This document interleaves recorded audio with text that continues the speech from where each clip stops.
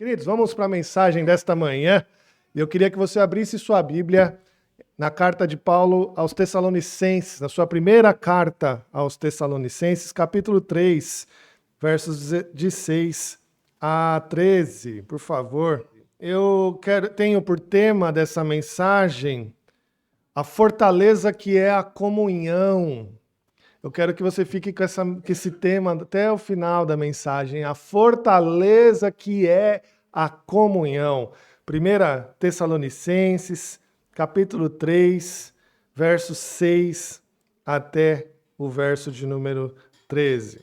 A palavra de Deus diz assim para nós: Agora, porém, com o regresso de Timóteo vindo do vosso meio, trazendo boas notícias da vossa fé e do vosso amor, e ainda de que sempre guardais grata lembrança de nós, desejando muito ver-nos, como aliás também nós a vós outros, sim, irmãos, por isso fomos consolados acerca de vós, pela vossa fé, apesar de todas as nossas privações e tribulações, porque agora vivemos, se é que estáis firmados no Senhor. Pois que ações de graças podemos tributar a Deus no tocante a vós outros, por toda a alegria com que nos regozijamos por vossa causa diante do nosso Deus, orando noite e dia, com o máximo empenho, para vos ver pessoalmente e reparar as deficiências da vossa fé. Ora, o nosso mesmo Deus e Pai, Jesus, nosso Senhor, dirija-nos o caminho até vós, e o Senhor vos faça crescer e aumentar no amor, uns para com os outros e para com todos, como também nós para convosco, a fim de que seja o vosso coração confirmado em santidade, isento de culpa, na presença do nosso Deus, na vinda do nosso Senhor Jesus com todos os seus santos. Amém. Amém. Vamos orar? Senhor, muito obrigado, Pai, pela tua graça, pela tua bondade, por essa passagem bíblica tão rica, ó Deus, tão eficaz, que traz a nós, ó Deus, essa alegria, essa proteção, essa fortaleza que é a comunhão dos santos em Cristo Jesus. Que hoje, ó Deus, nós possamos sair daqui, ó Deus, confrontados por esta passagem bíblica, ó Deus, a sermos mais zelosos pela comunhão, pela igreja que nós fazemos parte. Nós te agradecemos por isso, ó Pai, em nome de Jesus. Amém. Você deve conhecer muito bem o hino composto por Lutero, o hino Castelo Forte. Esse hino belíssimo composto por Lutero foi escrito por ele no ano de 1521. É interessante que ele foi escrito em um momento de muita tensão da vida de Lutero, quando ele foi convocado pela Dieta de Worms a falar, a se defender por que ele havia escrito aquelas 95 teses de pregada na porta da sua igreja em Wittenberg. A Dieta de Worms era uma assembleia imperial. Não era como hoje, uma reunião apenas de igreja. Ela tinha a força do império nela, o império romano-germânico da qual eles viviam naquela época. Ou seja, se Lutero não falasse que ele estava arrependido de ter escrito aquelas 95 teses, ele seria condenado por uma corte imperial, ou seja, ele iria ser condenado à morte.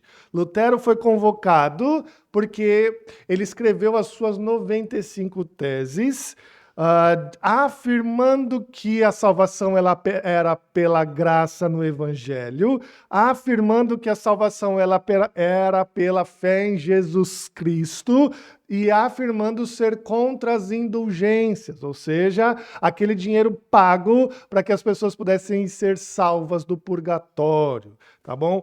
O autor do livro Heróis da Fé, ele é chamado Orlando Spence Boyer, ele relatou que quando Lutero estava no trajeto para o Worms, ele estava caminhando para lá, ele, quando avistou as torres da igreja de Worms, ele se levanta de sua carroça e começa a cantar o hino Castelo Forte. Ele não estava num momento bom. Ele não estava no momento feliz. Ele estava num momento de pura tensão, onde ele poderia ser condenado à morte por falar do Evangelho.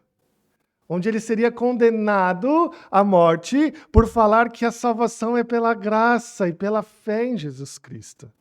Esse hino foi inspirado no Salmo 46, que diz ali: Deus é o nosso refúgio e nossa fortaleza, socorro bem presente nas tribulações.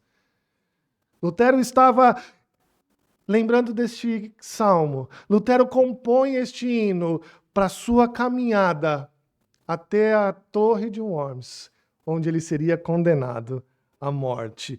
Meus irmãos, a pergunta que nós devemos fazer é: onde estão os homens como Lutero hoje em dia? Que no meio de uma terrível catástrofe pessoal, escrevem hinos tão belíssimos que exaltam o Senhor como sua fortaleza, sua proteção, seu socorro bem presente. O que está acontecendo com pessoas que hoje em dia, que por uma simples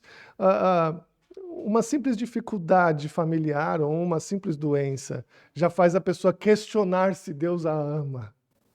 Ao invés de falar, Deus é o meu socorro, mesmo passando pelo que estou passando, Deus é o meu socorro. Eu quero trazer hoje à sua memória que esse texto que a gente leu em Tessalonicenses vai nos ajudar a entender como ser pessoas firmes no Evangelho, como Lutero foi, mesmo passando por dilemas difíceis, mesmo indo para a sua sentença de morte, você falar, o Senhor é o meu castelo forte, é o meu socorro bem presente.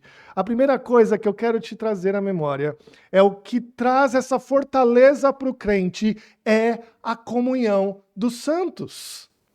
O que traz essa força para você lutar, para você continuar a sua vida lutando, dizendo que o Senhor é o meu castelo forte, mesmo indo para a sua condenação, está na comunhão dos santos. E isso eu vou trazer em 3 aspectos da comunhão. E o primeiro aspecto é a fortaleza no amor.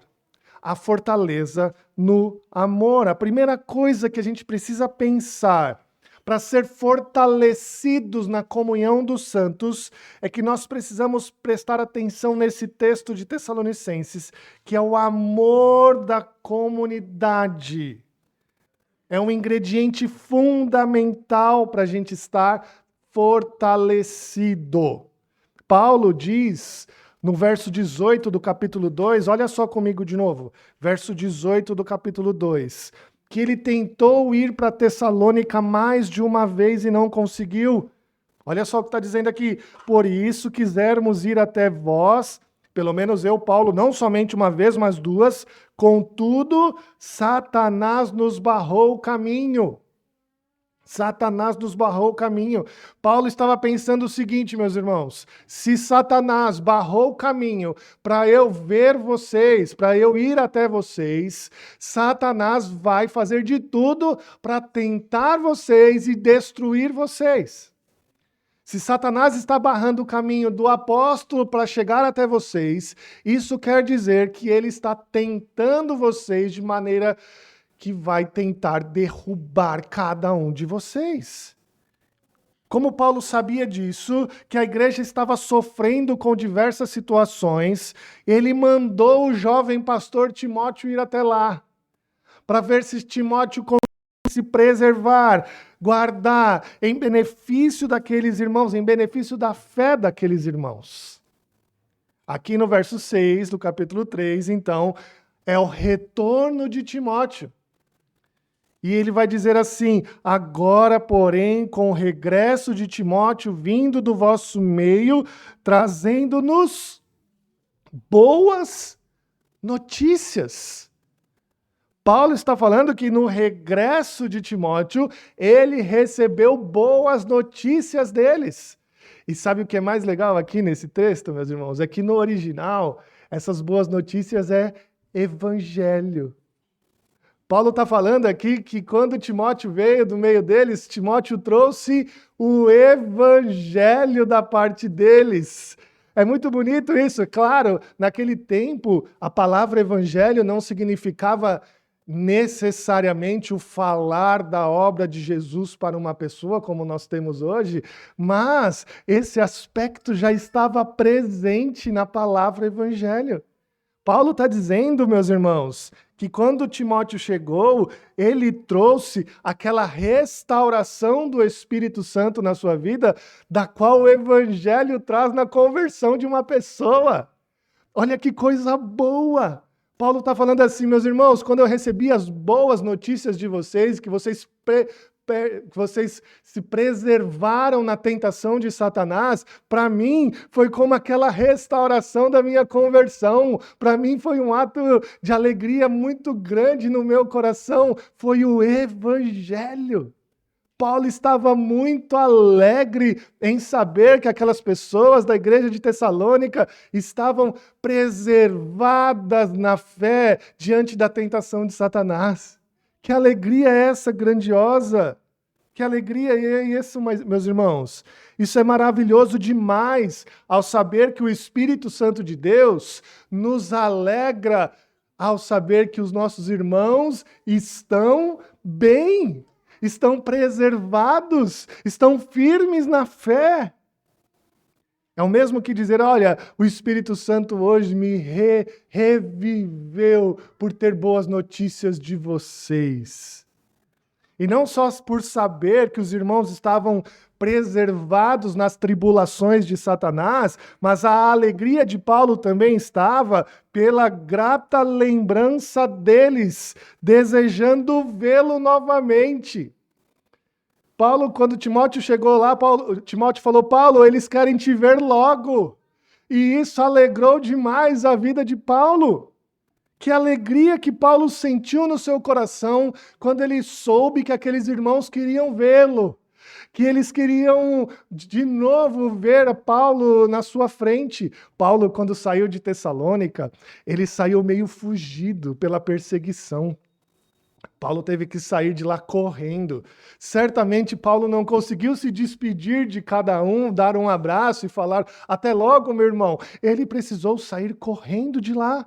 E Paulo estava de uma forma pensando, será que eles ficaram chateados comigo por eu ter saído correndo sem se despedir? E quando ele ficou sabendo que os irmãos queriam vê-lo, que os irmãos estavam o aguardando ansiosamente, ele se alegrou. Ele falou, eles não estão chateados comigo, eles estão com saudades de mim. E isso trouxe para Paulo uma alegria enorme. Essa expressão aqui, desejo dos irmãos de estar com Paulo, é a mesma expressão do Salmo 42, quando diz, como suspira a corça pelas águas. É a mesma expressão. Paulo está falando, como os irmãos estão assim, Paulo, olha, como a corça suspira pelas águas, nós estamos suspirando por te ver. Meus irmãos, não tem coisa mais alegre, não tem coisa mais restauradora do que saber que os irmãos estão desejosos de te ver. Meus irmãos, isso é um conforto que só a comunhão dos santos pode ter, o amor dos irmãos. Tanto Paulo como Silas, seus companheiros aqui, estavam passando por dificuldades tremendas também. Não só os tessalonicenses estavam passando por dificuldades, não só a igreja de Tessalônica estava sendo tentada por Satanás, mas Paulo, Silas e seus companheiros aqui estavam passando por dificuldades tremendas. E quando eles recebem essa informação de que os irmãos os amavam tanto, que queriam vê-lo logo, isso para eles foi um bálsamo do Espírito Santo. Meus irmãos, isso é verdade na nossa vida também. Eu não sei você, mas na minha vida, por diversas vezes, quando eu passei por dilemas difíceis, quando eu passei por dilemas complicados, nada mais restaurava o meu coração do que chegar na igreja e ver os meus irmãos.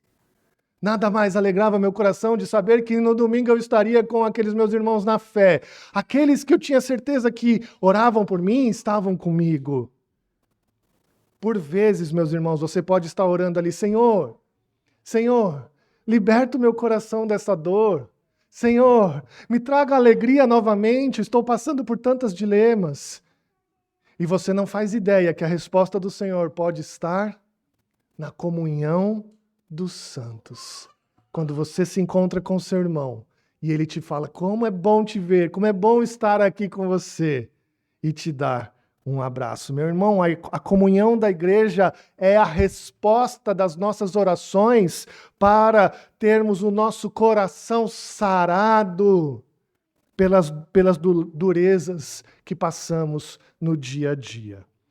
Mas existe uma segunda característica da comunhão dos irmãos que nos fortalece, além do amor dos irmãos, que é a fé que nós possuímos juntos no Senhor Jesus Cristo. Paulo diz que não foi consolado somente pelo amor e carinho dos irmãos, mas também pela sua fé e firmeza no Senhor. Olha o verso 7 de novo comigo. Sim, irmãos, por isso fomos consolados acerca de vós pela vossa fé, apesar de todas as nossas privações e tribulações, porque agora vivemos, se é que estáis firmados no Senhor. Paulo sabia que os tessalonicenses estavam sofrendo grandemente por conta das privações de Satanás.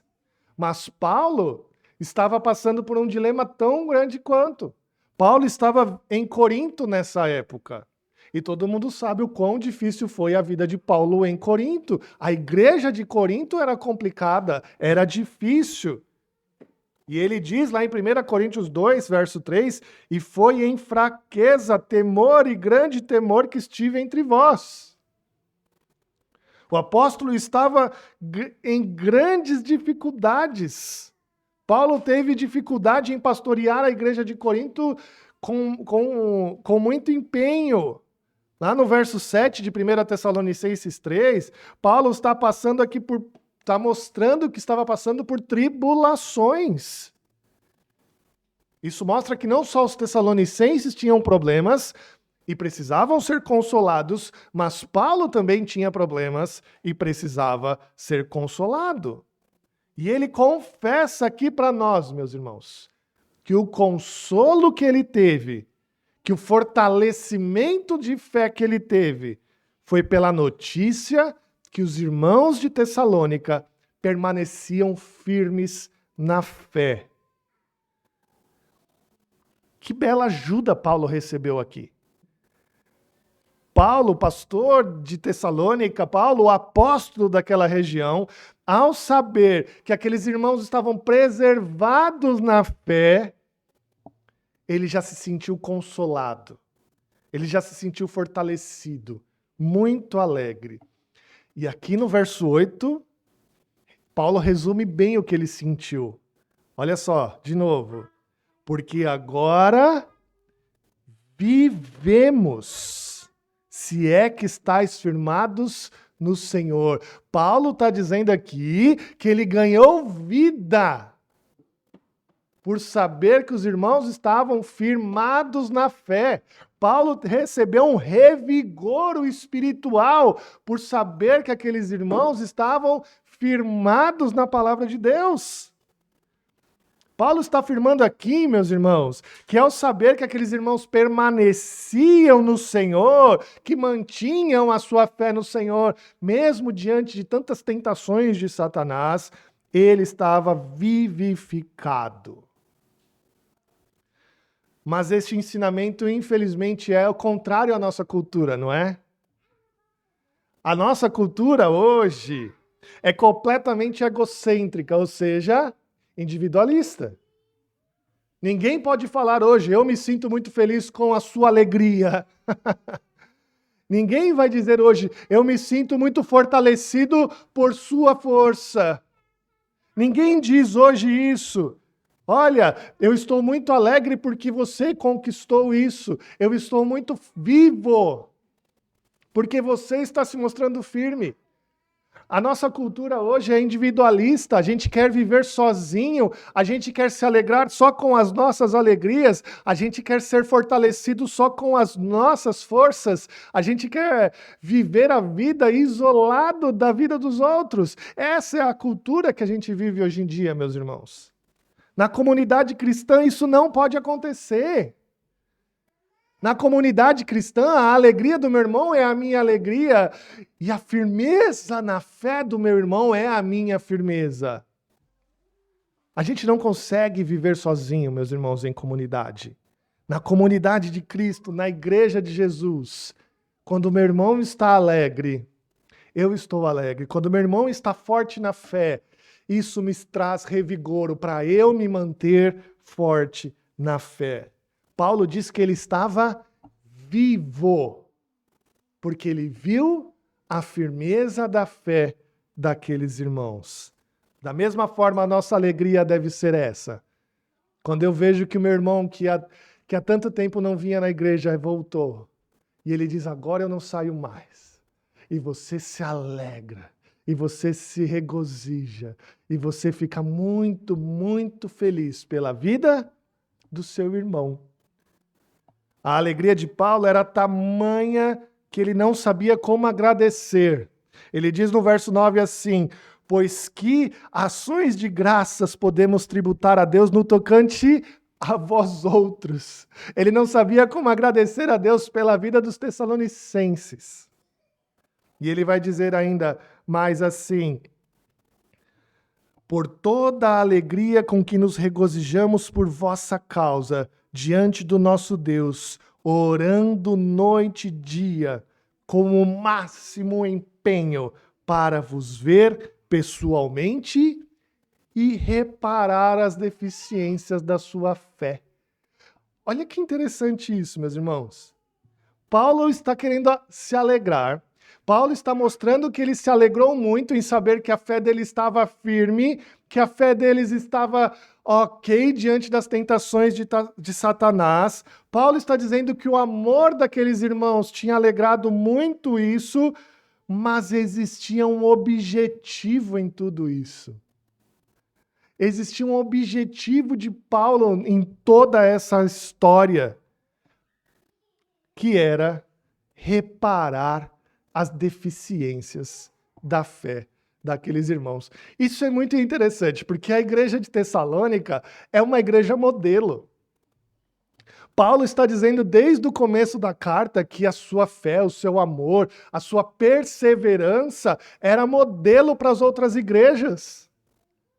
E mesmo assim, Paulo está dizendo, a gente precisa se encontrar para eu reparar as deficiências da sua fé.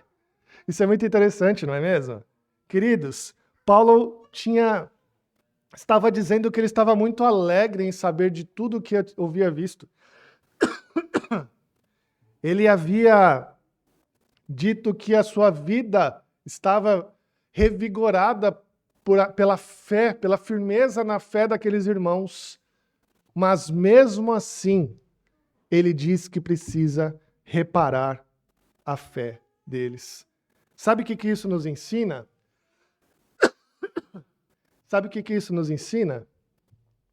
Que até a igreja mais firme de todas precisa de reparação na sua fé. Até a igreja mais firme de todas precisa de reparação na sua fé. E nós precisamos entender que nós precisamos ter a nossa fé reparada em todo o tempo.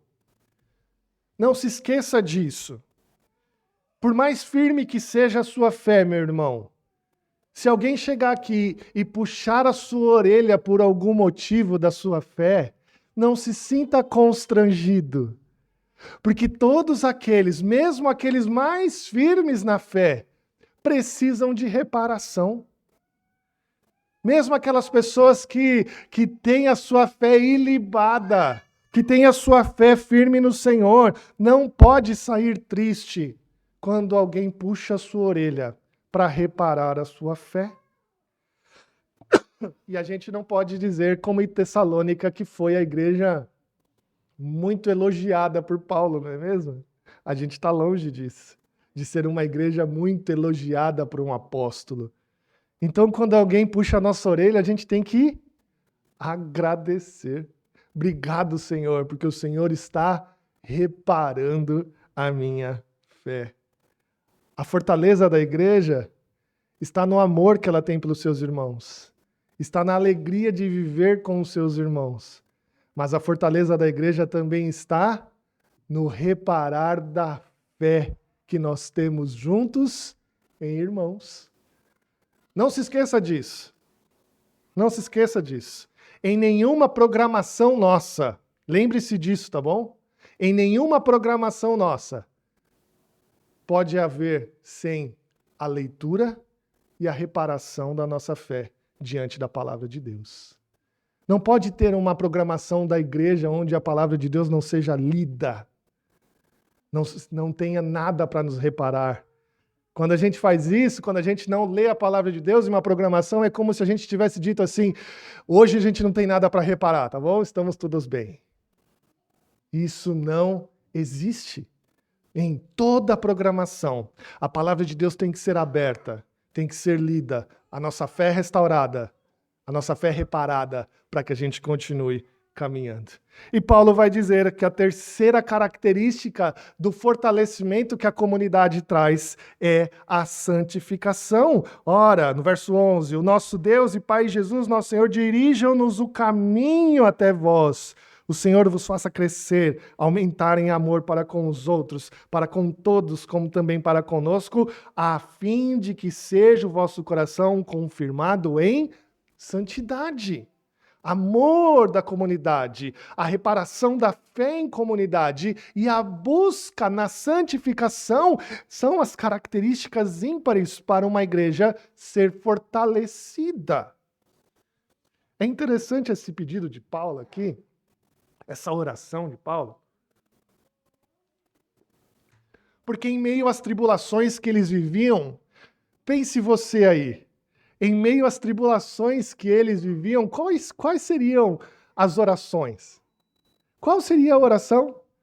Certamente, se nós estivéssemos lá, a gente ia pedir, Senhor, nos liberta da opressão do inimigo. Nos liberta, Senhor, para que a gente possa voltar a vender e comprar. Nos liberta, Senhor, para a gente andar na rua e não ser perseguido somente porque nós somos crentes. Nos liberta, Senhor, destas amarras para que a gente volte à nossa vida como era antes. Certamente a nossa oração seria essa. Mas a oração de Paulo aqui é uma oração pedindo que o amor deles aumentasse, fazendo com que aquela comunhão tão amorosa fosse firmada na sua fé e na sua santidade. Ah, que belíssima oração, não é? Como a gente tinha que aprender com essas orações. Quanto tempo faz que a gente não ora e pede para o Senhor, aumenta o meu amor pelos meus irmãos? Quanto tempo faz? Quanto tempo faz que a gente não ora pedindo assim, Senhor, que a nossa fé seja restaurada todas as vezes que a gente se encontrar? Senhor, que a nossa santidade aumente como comunidade. Quanto tempo faz que a gente não ora isso? As nossas orações se resumem à saúde, a trabalho, a segurança e ao sustento. Mas em amor, aumente-nos o amor. Senhor, aumente-nos a alegria de se ver. Senhor, que a minha alegria seja maior na comunidade que eu vivo. Essas orações estão em falta.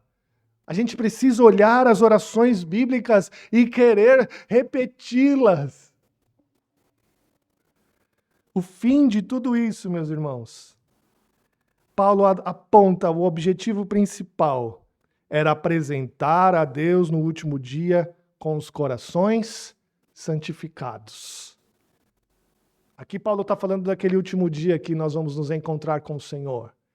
Aquele último dia da qual nós vamos nos encontrar com Jesus, não como o Salvador e Redentor, mas como o juiz de toda a nação, de toda a terra.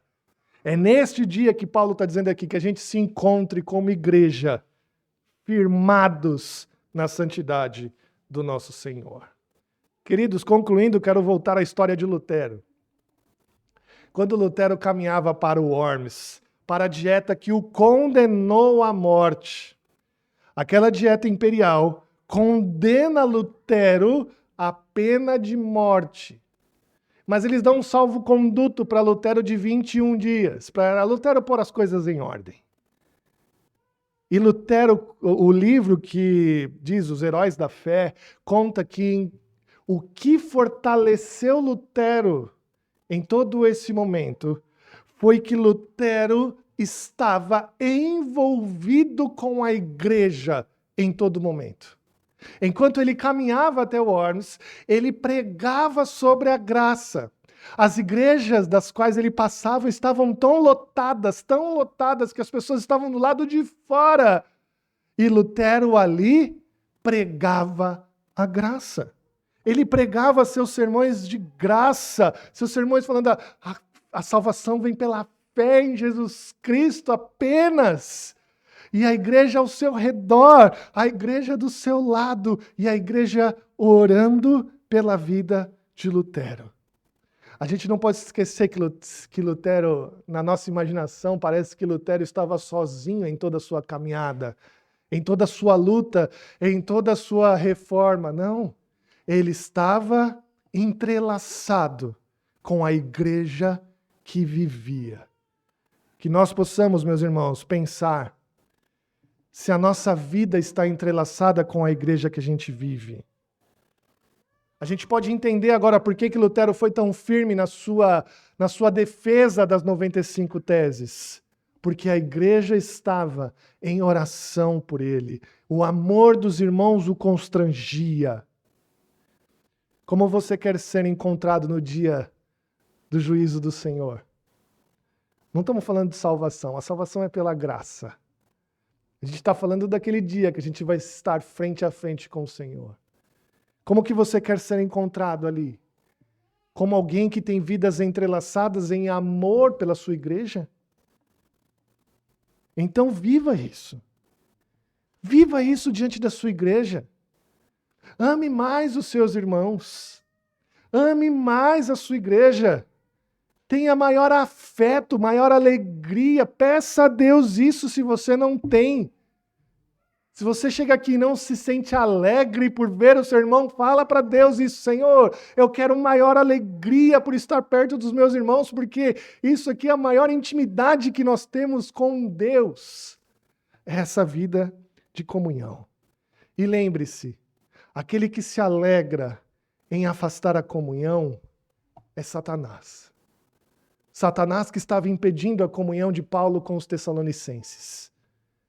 Aquele que fica feliz por quando o irmão está afastado da igreja é Satanás, não é a gente. O que a gente tem que entender é que a nossa alegria, a nossa força, a nossa firmeza na fé está em vidas entrelaçadas no amor de Cristo. Que Deus nos abençoe. Amém.